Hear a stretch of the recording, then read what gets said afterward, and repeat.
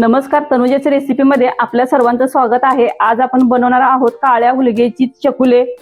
त्यासाठी लागणारे साहित्य बघा। काळा हुलगा घेतलेला आहे, भाजलेला आहे, त्याची डाळ केलेली आहे, कणिक घेतलेली आहे, जिरे, लाल तिखट, मोहरी, कढीपत्ता, तेल, मीठ, कोथिंबीर, खोबरे आणि लसूण। सर्वप्रथम आपण भाजलेली हुलग्याची डाळ कुकरला लावून घेऊ।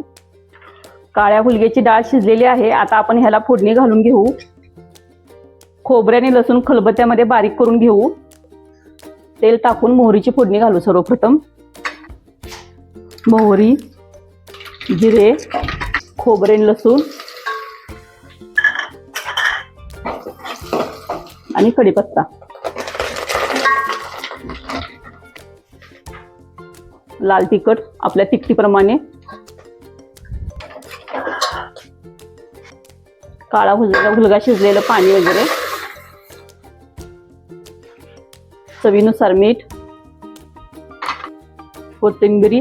आता कणिक लाटून घेऊन त्याचे बारीक काप करून घेऊ। कणकीचा गोळा करून घेतलेला आहे। अशा पद्धतीने आपण लाटून घेऊ आणि त्याचे काप करून सारणमध्ये ते घालू। अशा पद्धतीने हे कट करून घेऊ। आता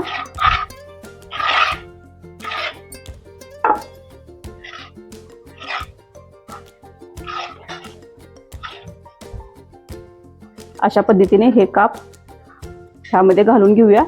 अशा पद्धतीने सर्व लाटून घेऊ। मीडियम गॅसवरती हे 2 मिनिटं शिजवून झालेले आहे। आता आपण हे प्लेटमध्ये काढून घेऊ। अशा पद्धतीने काळ्या हुलग्याच्या चकुल्या तयार झालेल्या आहेत। धन्यवाद।